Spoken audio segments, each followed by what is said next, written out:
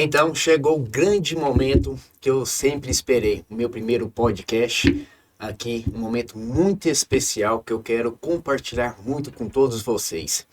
E nada menos poderia estar trazendo nesse primeiro meu podcast uma pessoa muito, mas muito especial para mim, que gente, hoje vai ser de muita emoção porque é um cara que eu amo muito, é um cara que me ajudou muito e me ajuda até hoje, que me trouxe sempre ao seu lado nas minhas maiores dificuldades, ele esteve sempre junto e na minha caminhada foi a pessoa mais importante. Então não poderia ter deixado ele de lado neste primeiro momento, que é meu primeiro podcast. Então quero apresentar a todos vocês, quem não conhece, meu grande irmão Maxiliano Dávila.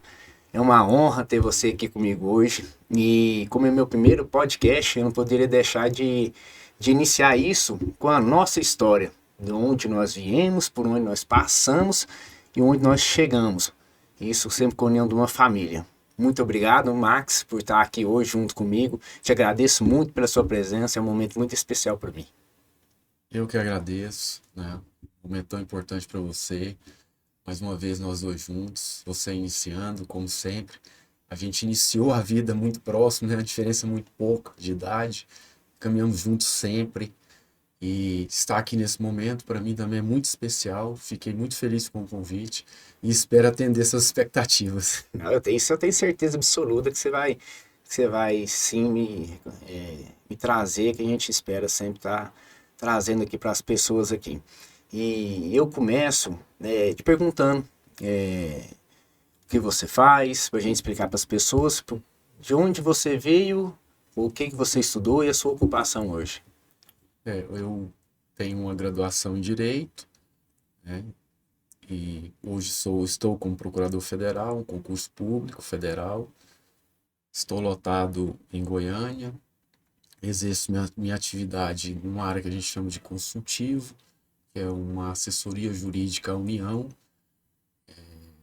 nas suas tarefas diárias, como elaboração de normas, avaliação de contratações, matérias relacionadas a questões de servidor público, questão fiscalizatória das agências reguladoras. Em regra geral, é isso que eu desempenho hoje. Ah, que bom. E como é o primeiro podcast, nós vamos começar do início, né, gente? Então, nós vamos começar da nossa infância, dos momentos que nós buscamos lá de trás, tanto do meu pai e da minha mãe, que veio de um momento, que eles vieram, né, de um momento muito difíceis, tanto financeiramente. Então, conta um pouquinho da nossa história, Max, da nossa infância. Nossa infância foi fantástica, né? A gente vem de uma origem humilde, meus avós, meus pais.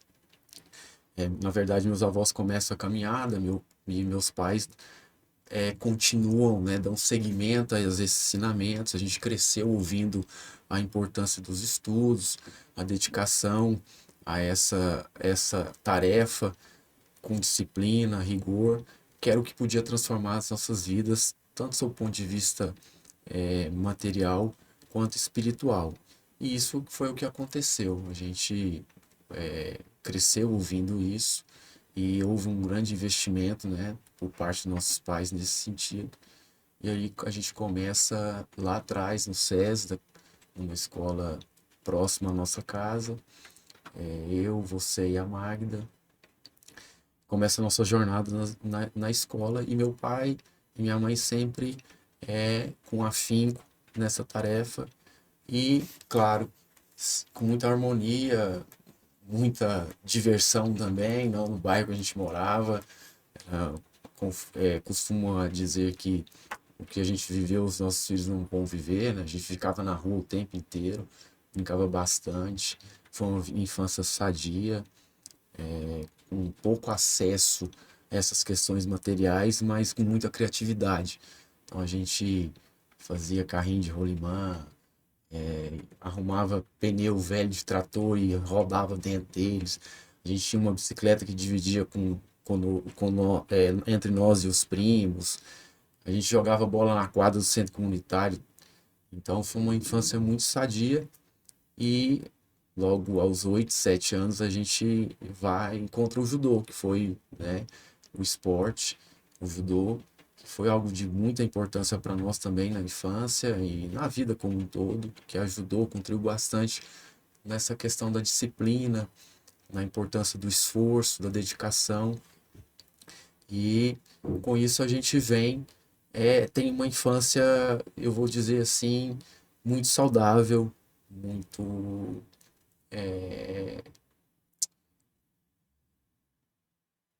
positiva, né? Positiva. Claro Uhum. que existiram os percalços que não pode deixar de acontecer, né? Sempre vai existir, isso é da vida como um todo, mas foi muito, eu tenho muita gratidão pelo que nós vivemos na infância. E a nossa relação é como a gente era de muita proximidade da idade, diferença de um ano e pouquinho, e a forma que meu pai conduzia, a gente não podia sair separado, chegar separado. Então, praticamente, a gente estava junto o tempo inteiro, o tempo todo. E isso eu acho que fortaleceu muito a nossa irmandade, né? Nossa relação de amizade, de compromisso, de lealdade, de respeito. Isso. Igual o Max falou, gente, nós viemos de uma família muito humilde, então nossos pais não tinham condições de dar, vamos pôr um exemplo, ele falou, uma bicicleta. Nós tínhamos uma única bicicleta, assim mesmo, usada, em que meu pai, na condições dele, comprou para a gente estar usando. Então eu e meu irmão, nós tínhamos que dividir. Então, o que a gente fazia? Todo mundo é doido para pedalar uma bicicleta, né? Então a gente ficava assim: vamos comprar pão? Vamos. Então você vai pedalando e eu vou na garupa. A gente falava garupa. Na volta, um ia pedalando, na volta o outro vinha pedalando. Então era essa cumplicidade, porque nós estamos aqui, igual ele falou, nós temos 1 ano e 6 meses só de diferença. E isso era obrigação na nossa casa, que nós teríamos que chegar sempre, sair juntos e voltar juntos. Não deveria ser nunca se separar. Porque nós tínhamos que ser irmãos pro resto da vida e sempre estar acompanhando um ao outro. E com isso criamos muita ligação. E conta daquela maravilhosa troca, gente, que nós fizemos, que nós tínhamos CCE, que meu pai comprou, mas nós era doido numa mobilete. E a Não, era mobilete, um Max? videogame CCE. Eu tinha um videogame CCE, uma bicicleta que era uma Cross, que eu já tinha pintado ela umas 5 vezes na bombinha de Fritz. Quem não conhece bombinha de Fritz é de matar muriçoca. Comprava a tinta lá na mercearia perto de casa e misturava no Tinder e mudava a cor dessa bicicleta quase de 15 em 15 dias. Eu gostava disso. E tinha um relógio também. E eu era doido, gente, era doido numa mobilete, né? Mas o primeiro passo era convencer meu pai e minha mãe a aceitar que a gente tivesse uma mobilete, porque era um veículo de 2 rodas, com motor, e tinha a versão lá em casa tal da moto. Ninguém ia ter moto, se dependesse dos pais. E aí nós levamos um tempo para convencer meus pais em permitir que eu fizesse essa troca. E na verdade não era mobilete, era uma Garelli, que era pior que mobilete. E aí eu troquei o CCE, a bicicleta e o relógio nessa Garelli. Mas ela, como o vendedor me comunicou previamente, de forma justa, inclusive, ela tinha um problema, que era tal da estrela, eu lembro até hoje o nome da peça, tal da estrela. Precisava trocar a estrela para ela funcionar. Só que fiz a troca e fui atrás de arrumar essa Garelli. Ele só não tinha me contado que essa estrela não achava essa peça. E aí começa a minha saga, a nossa saga, em fazer essa Garelli pegar. Eu sei que eu empurrei essa Garelli uns 3 meses, perdi uns 5 quilos e ela nunca funcionou. E acabei vendendo ela para uma pessoa que arrumava essas Garelli e aproveitar algumas peças. E essa estrela nunca foi encontrada para trocar. Aí isso aí, turma, ele deve estar lembrando que teve uma única vez, porque é o seguinte, ele subia, aí ele segura, igual gareta, tem que, pra quem não sabe, tem um botãozinho assim que você aperta e vai acelerando para ela pegar. Aí ele ficava em cima, pedalando, né, ele tentando e eu empurrando. Aí era uma subida e uma descida que tinha lá na nossa rua. Quando ele ia, eu cansava, né, e trocava. Aí um dia eu empurrei, daí pegou. Como pegou, ele saiu dirigindo e fez só assim, ó, uns 10 segundos. Não, pegou. E não pegou mais. Aí nós ia morrer, porque nós já era magrinho na época, para de jeito, não vamos dar conta mais não. Aí nós vendemos essa bicicleta aí.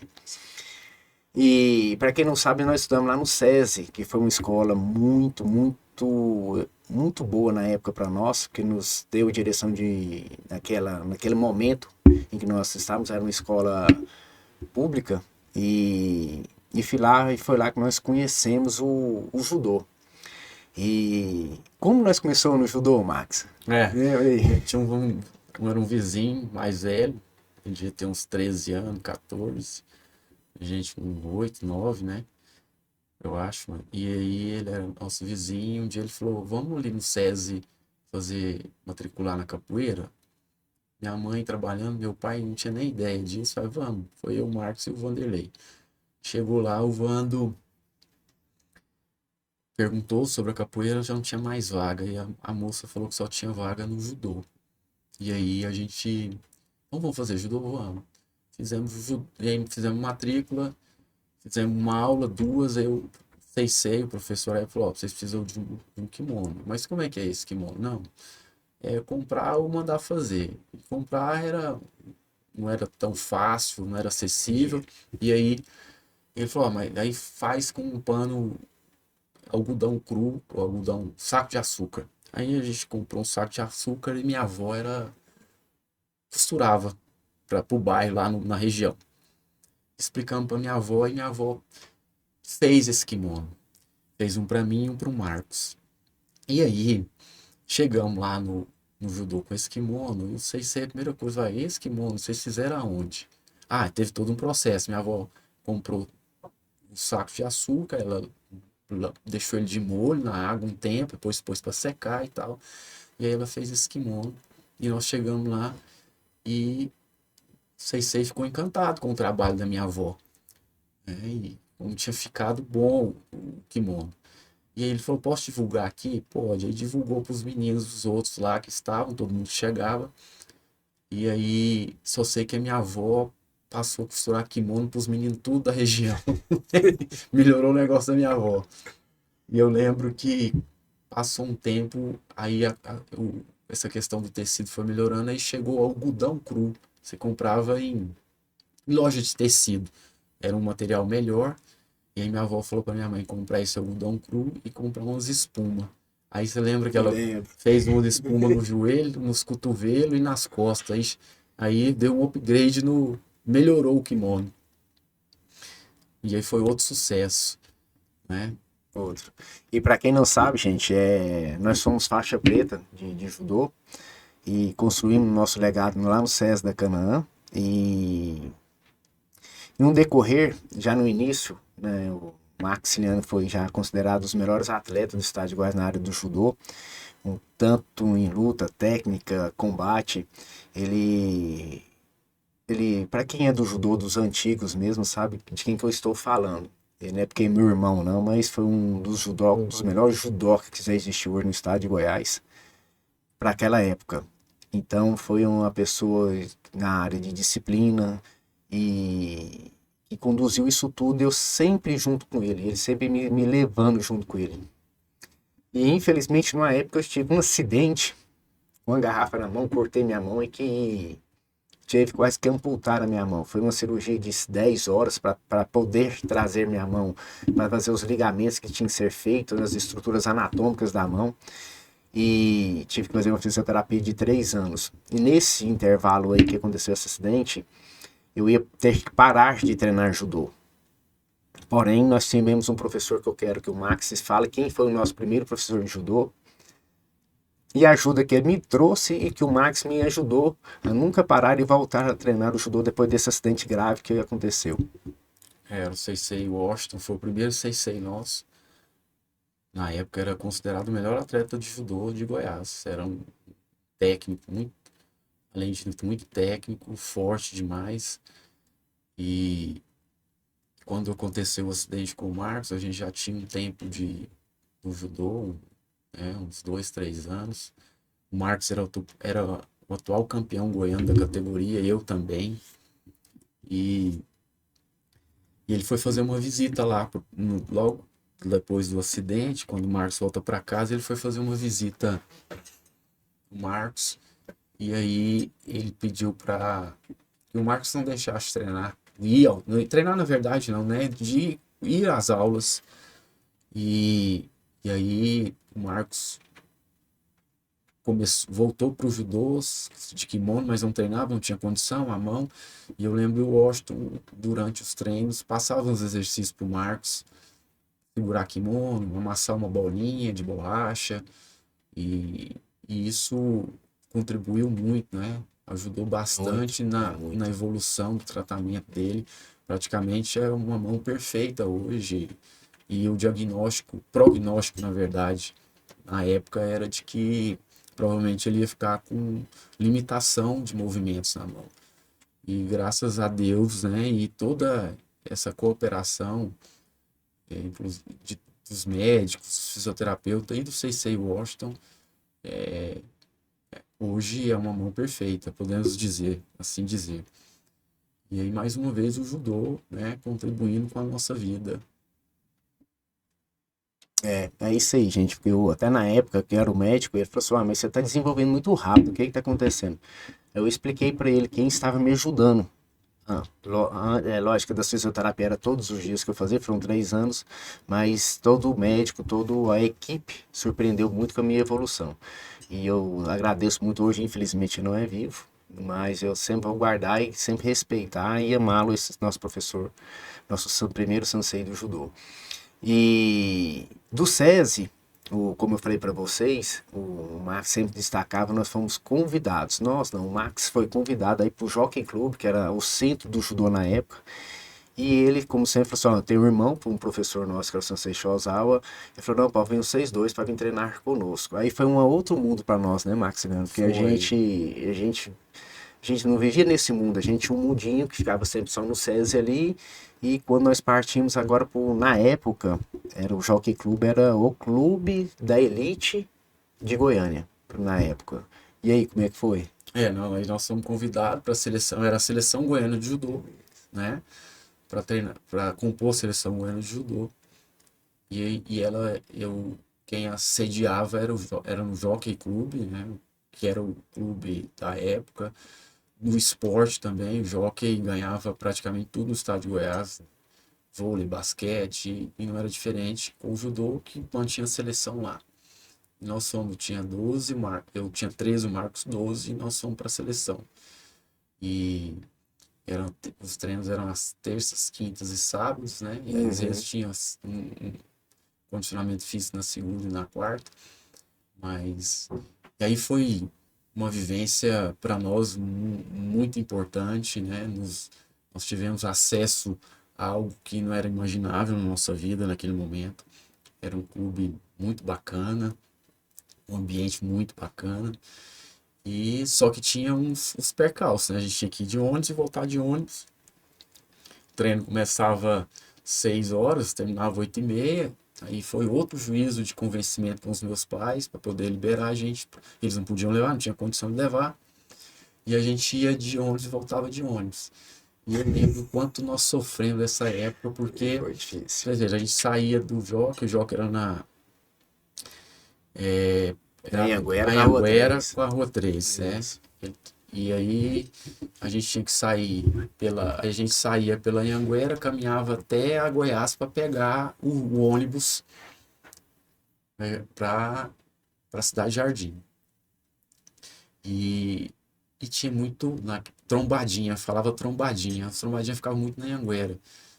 E aí eles queriam tomar nossos kimonos, nosso chinelo, tênis. E a gente tinha que correr toda vez, a gente corria deles, escondia, sofria bastante com esse receio de acontecer algo e tal.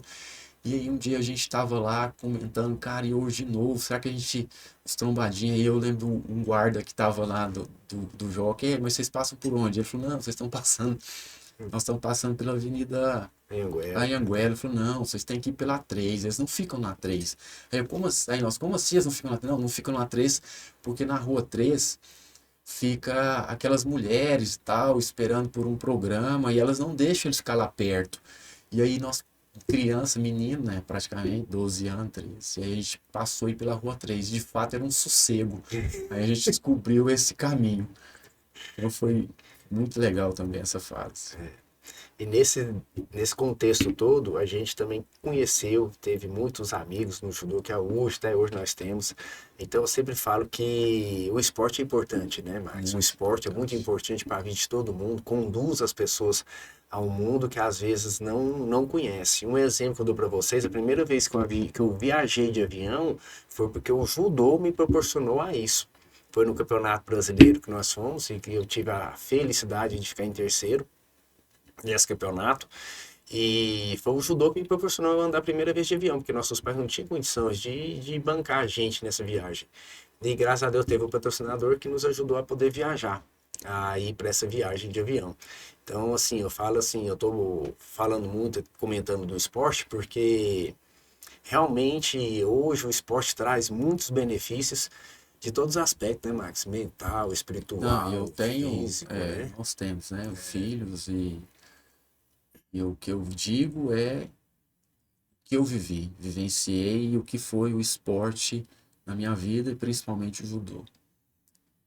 O esporte trabalha algo que eu imagino nenhuma outra coisa trabalha da forma que trabalha, que é a inteligência emocional.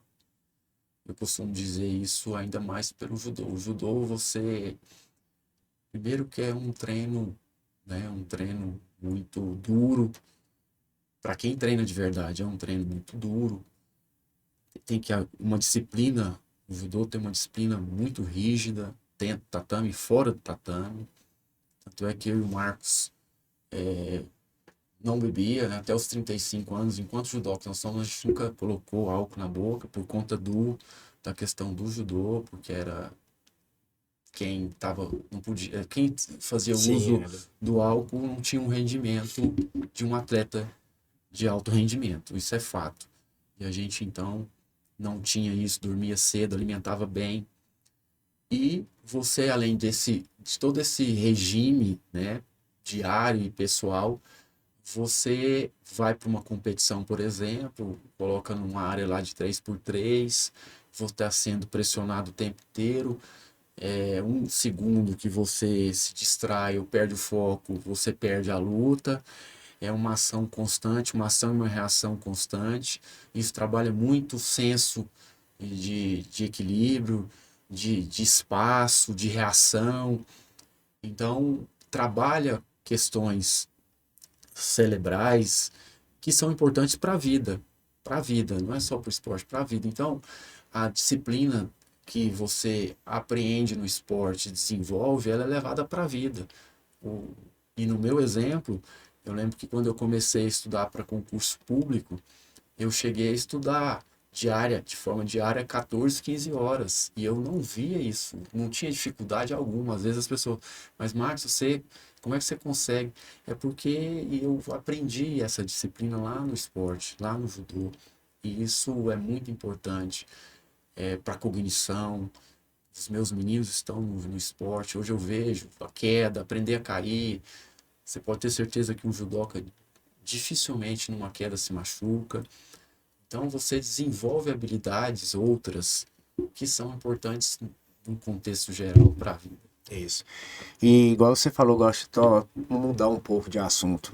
Eu convivi, eu participei desses momentos que você estava nos seus estudos, igual você falou que você, e eu sou prova disso, que você estudava 14, 15 horas por dia. Como foi todo esse processo que você teve de passar no concurso que você gostaria, que você quis? Quanto tempo você levou? Como foi nos momentos que você teve que eu sei que teve muitos momentos de sucesso, de insucesso, que isso é normal. Como você enfrentou isso tudo? Sim. Primeiro que vamos começar pelo direito, né? O direito aconteceu na minha vida, não era algo que eu buscava desde sempre. Eu tinha interesse em fazer medicina, Seus meu pais pai é médicos, né? médico e formou médico, eu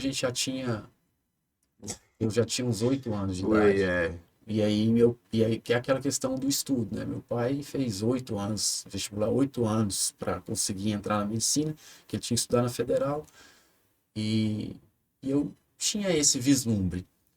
Não passei no primeiro vestibular, fui para um cursinho, fazer um cursinho preparatório, e aí lá eu conheço um colega que fala do direito, e aí eu resolvo fazer o vestibular no meio do ano, até fazer um teste como é que eu estava resolvido, passei, entrei para fazer o curso e acabei me enganjando. No último ano, eu conheço um outro colega que vai para a área do concurso E a gente começa a trocar uma ideia e eu achei interessante. Falei, parece que eu tenho, esse vai ser o meu caminho. E aí eu fiz o primeiro concurso para delegado. Mas quando eu resolvo fazer o concurso público, eu entendi, como eu entendi lá no judô, na época que eu treinava e queria ter um resultado no judô. Eu logo entendi que não haveria resultado sem esforço. Um esforço, uma dedicação, uma disciplina, um regime que fosse consoante aos meus objetivos. E aí, para isso, eu precisava fazer sacrifícios, como eu fiz. Eu treinava, eu lembro que a gente sabe, às vezes tem um intervalo de uma luta para outra, de um treino para o outro. Eu não tinha esse intervalo. Dificilmente eu descansava ficava no intervalo de um treino para o outro. Eu treinava, fazia randori. O randori é a luta, né? Eu fazia 10, enquanto a média fazia 5. Eu não parava. Quanto força eu tivesse, eu não parava. E eu levei isso para o estudo. Falei, já que eu estava de domingo a domingo, né? Claro que eu parava para tomar café, parava para almoçar, para jantar, dormia muito cedo, mas sempre disciplinado. Às vezes o rendimento não era o que eu gostaria, mas eu continuava sentado lá. Eu lembro que eu comecei a estudar na biblioteca da Anhanguera e tinha uma pessoa que trabalhava lá que acabou fazendo, era minha amiga, né? Porque eu só ficava lá o tempo inteiro e a gente conversava muito com esse, como é que você consegue? E eu falei, olha, todo mundo consegue, desde que esteja certo que aquele é o seu propósito e esteja também disposto a fazer esse sacrifício. E foi isso que eu fiz. Então, eu me esforçava muito, me dedicava muito, pensando nesse resultado, no meu propósito. E sabia que quando encontrar, isso mudaria, transformaria minha vida, não só minha vida. Eu poderia ajudar outras pessoas, né? E foi o que aconteceu. E o primeiro concurso que eu fiz foi para delegado. E eu fui muito bem na primeira fase. Era décimo segundo. A prova subjetiva eu tinha ido melhor ainda, porque aconteceu um episódio comigo muito interessante, que eu estava no cursinho, na véspera da prova escrita, e tinha um professor, na época ele era promotor de justiça, e eu estava na frente dele do bebedouro, e aí ele me chamou e falou, doutor, e aí, você já treinou a peça para a prova subjetiva? Eu, que peça? Ele pegou e falou assim, não, só tem uma peça, só não tem outra, eles não vão pedir outra, vai ser um pedido de prisão preventiva. Eu, como assim? Não, não tenho dúvida disso. E vai ser assim, vai ser uma situação em que serão vários crimes, vários autores, vão passar por algumas cidades e vai ter homicídio no meio. Quem é do direito entende isso. E assim, de forma bem sintética, o homicídio atrai competência, que é algo importante, que define se você tira 0 ou vai corrigir sua prova. Se você erra a competência, eles nem corrigem sua prova. E eu fiz a prova, né, objetiva, e quando é subjetiva, quando eu viro a, a prova, eu vejo a questão, era justamente uma situação de prisão preventiva com vários autores e da forma que o professor tinha conversado comigo no bebedouro. E aí eu fiz a prova em 50 minutos. Eu tinha os artigos, eu tinha jurisprudência, eu tinha tudo na minha cabeça. Foi uma prova talvez a prova com maior facilidade eu tive de fazer em toda a história minha nos concursos. Tá, só que aí saiu o resultado, eu saio 12º na fase objetiva, né, no geral, e 0 na subjetiva. Eu fiquei sem entender, pedi o espelho da prova para entender o que tinha acontecido. Foram 2 dias de espera, 2 dias de muito sofrimento, angústia. Chegou e foi uma prova, o primeiro concurso que a CESP fez de delegado de polícia em Goiás. Antes era só a polícia que fazia a prova aqui. E aí o CESP quem fez nesse dia. E aí eu lembro bem que tinha a minha prova e com um papelzinho grampeado de computador dizendo que havia identificação indevida do candidato e aí nota 0. Eu fiz a prova, E ao final da prova eu escrevi delegado de polícia. E eu não, era o primeiro concurso, imaturo, não imaginava isso, não tinha nem ideia que isso poderia ser considerado uma identificação. E assim o foi, eu tirei 0 mas eu peguei e procurei o pessoal do cursinho, mostrei minha prova para eles, era um pessoal renomado da época, eles disseram, essa prova é uma excelente prova e nós vamos recorrer, nós temos interesse em fazer o recurso para você, nós vamos fazer o recurso. Eles fizeram o meu recurso, mas o CESP nem conheceu, então eu fui excluído do certame dessa forma, para entender que aconteceram algumas coisas Sim. difíceis de serem assimiladas. Eu levei 1 mês e tanto, mas aí no final eu entendi e compreendi que eu tinha o jeito para aquele negócio, eu tinha vocação para aquilo. E assim foi. Continuei estudando, tive outras reprovações, mas aí quando comecei a aprovar, depois da primeira aprovação, foi sucesso, cheguei até onde eu gostaria de chegar. Foi assim, em síntese, a minha história nos concursos. Então, pra vocês verem, ele teve um caminho muito longo, onde ele teve seus tropeços, né, que vocês acabaram de ouvir, mas em momento nenhum ele desistiu do sonho dele. Então, isso é uma dica muito importante para você que está vendo e analisar que se você tiver um propósito, se você sabe aonde você quer chegar, você não desiste. Você vai à luta, você tem a disciplina, você faz o que tem que ser feito. E o tempo vai tomar conta de tudo, mas você tem que ter seu sacrifício, porque você vai chegar onde você quer chegar. O Max teve seu tropeço no primeiro momento da sua vida, mas em momento nenhum ele quis desistir, e não desistiu e chegou onde ele quis chegar. E levou um tempo para ele chegar nisso.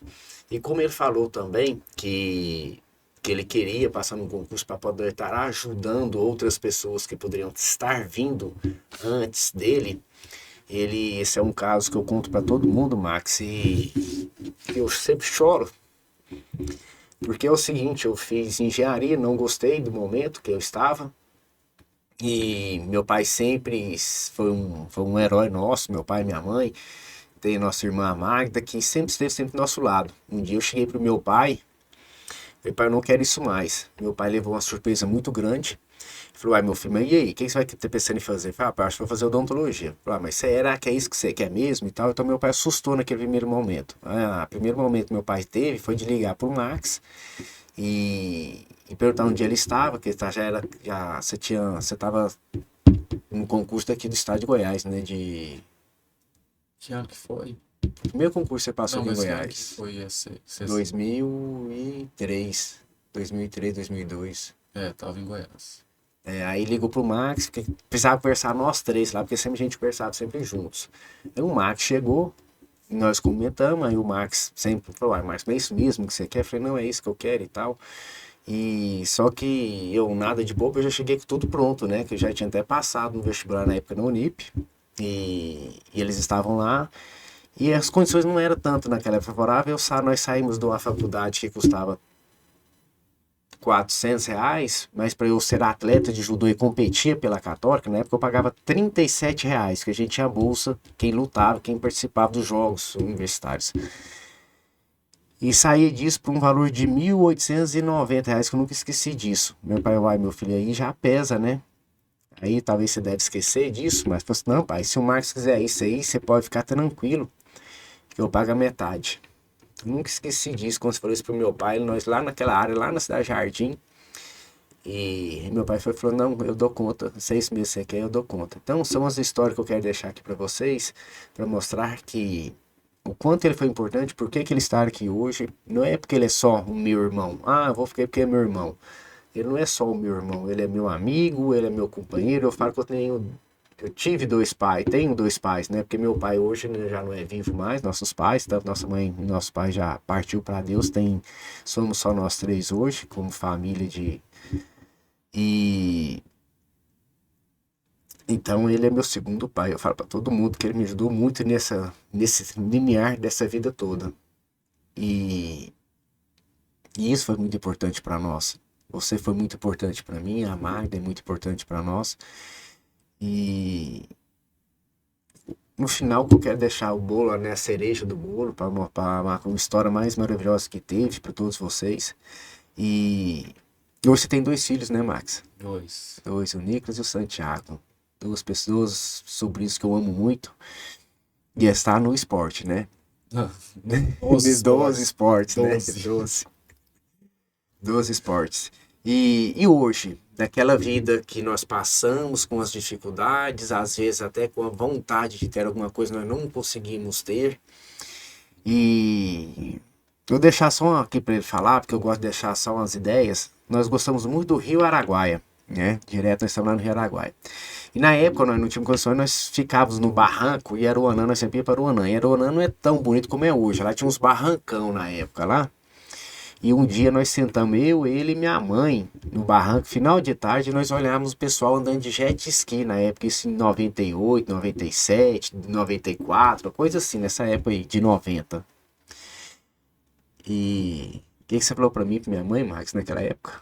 Eu vi estudar que a gente ia ter um jet ski um dia. Você está vendo? Então, naquela época, ele já teve uma falou uma frase com muito fervoroso. Minha mãe, na época, até chorou e abraçou ele. E ele cumpriu o que ele falou. Ele estudou, hoje ele tem as suas embarcações náuticas.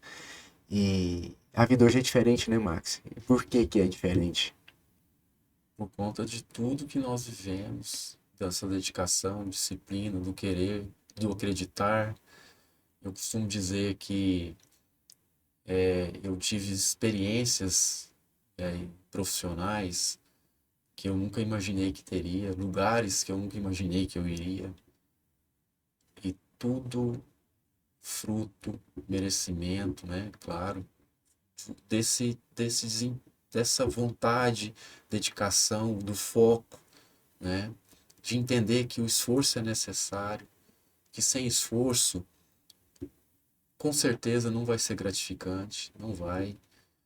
Entender que as dificuldades, elas vêm para nos fortalecer, porque tudo que nós vivenciamos na infância, e até hoje vive, que às vezes a gente acha que poderia ser diferente, na verdade não, aquilo estava te preparando para o seu propósito.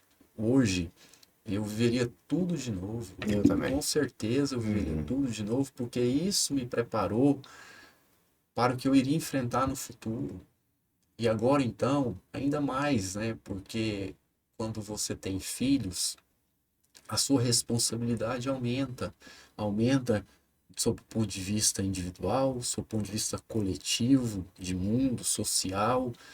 Para que o mundo fique melhor, a gente precisa de famílias melhores. Então há uma responsabilidade aí nessa sucessão. E hoje eu tenho uma compreensão maior, né? Bem maior do que eu estive lá atrás, tinha lá atrás, talvez até dos meus pais, avós, né? Questão até de acesso, de oportunidades.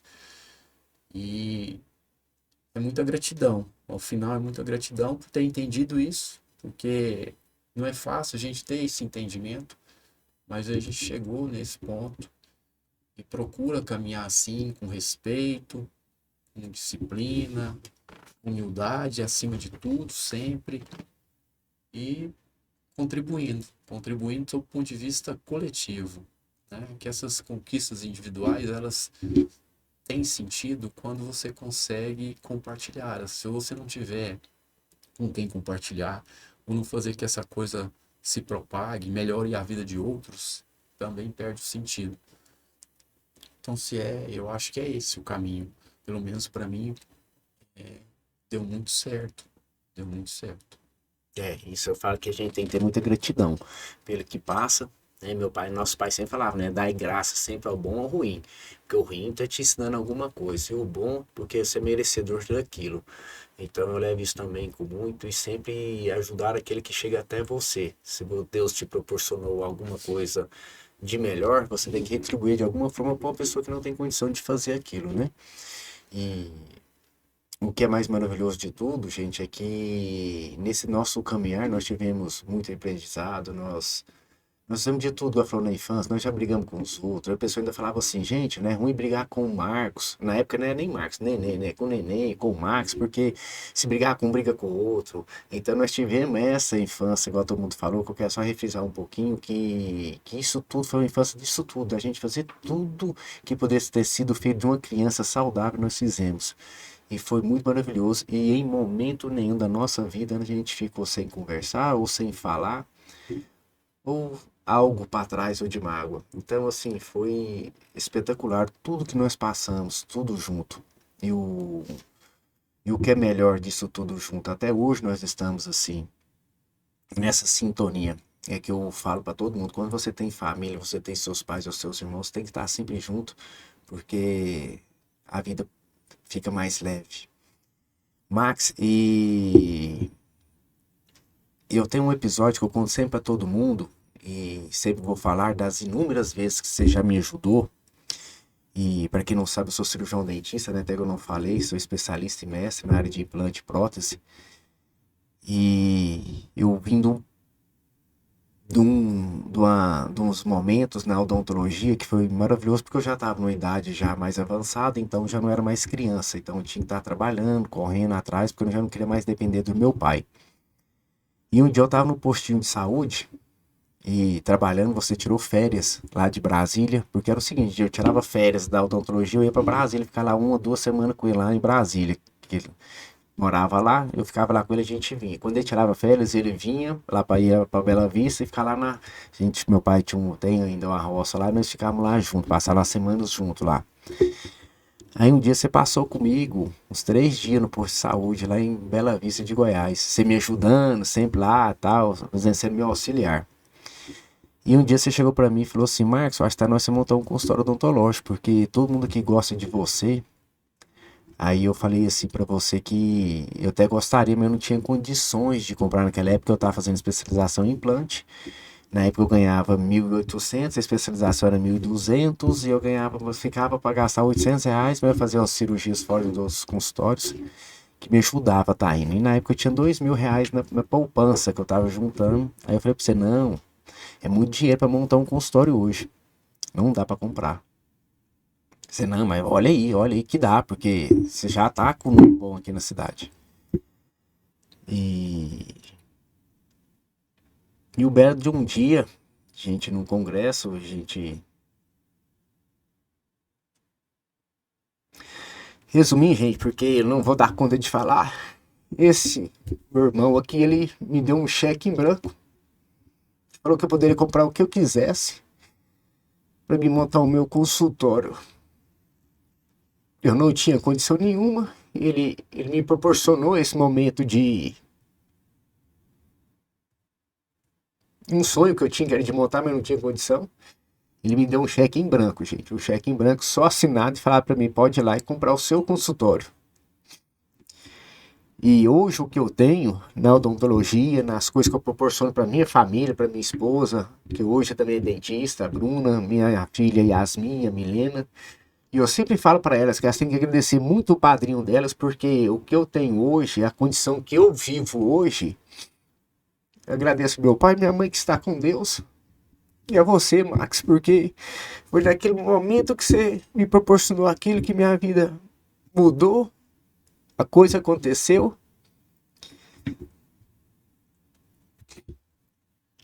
E foi muitos frutos bons até hoje você está me dando. E hoje eu retribuo essa forma, talvez não é nem para você que eu retribuo, mas eu retribuo com a ação que eu tenho, que eu idealizo por causa de você, que é o Anjos do Sorriso. Eu atendo pessoas carentes, crianças carentes em Bela Vista, jovens, porque você me ensinou que a gente tem que ter gratidão e quando você está na frente você tem que estar trazendo algo que está atrás de você para andar junto de você. Te agradeço muito, eu já sempre te agradeci, mas sempre vou te agradecer e sempre vou contar essa história para todo mundo por onde eu passar. E você foi o pontapé de tudo que aconteceu na minha vida no momento da odontologia. Na verdade, quem ganhou com isso fui eu, né? Muito mais do que você imagina, porque a gente começa a trilhar um caminho, tem da disciplina, do esforço, sacrifício, e encontra o resultado satisfeito, do seu ponto de vista individual. Mas como eu disse, aí a questão do coletivo, do social, isso precisa expandir, não pode ficar só em você. Então, eu acho que é um dever de quem alcançou algo, de poder contribuir com quem está vindo. Porque cria uma rede do bem, é uma rede do bem, que vai só alimentar o bem, vai proporcionar melhorar a vida de pessoas, outras, às vezes até que a gente nem imagina. Eu, no seu caso, por exemplo, né? Naquele momento, eu não tinha ideia, nem você, do que isso ia virar no futuro, né? Não tinha, a gente, na verdade, eu estava pensando em vê-lo numa condição melhor para desempenhar as suas habilidades, né? Aquilo, seu propósito, sabia da sua vocação, do seu respeito, determinação, né?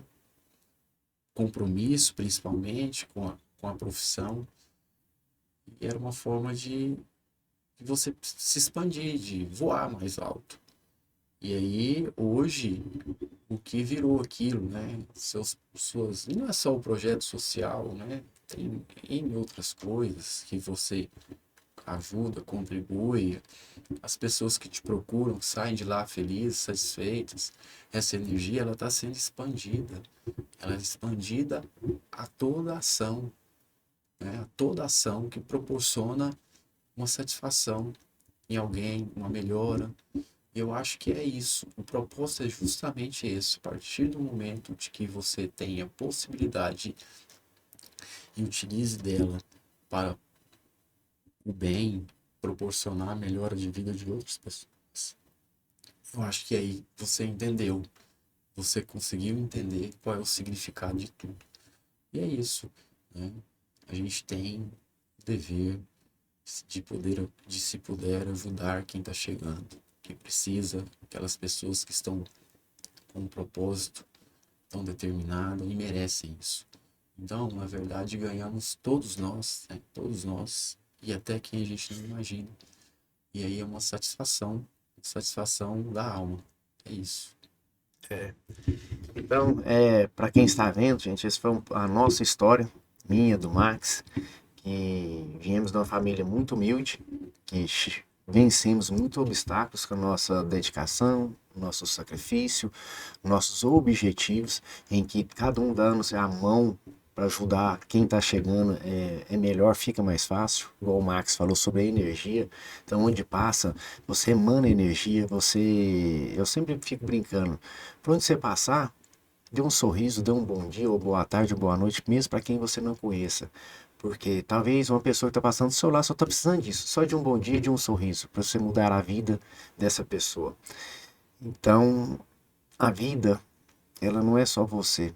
Você é um conjunto, você é um todo. Então, para que esse todo ande entrelaçado, você tem que estar se ajudando e ajudando aquele que te procura. Eu quero te agradecer, Max, por esse momento especial que nós passamos aqui junto hoje.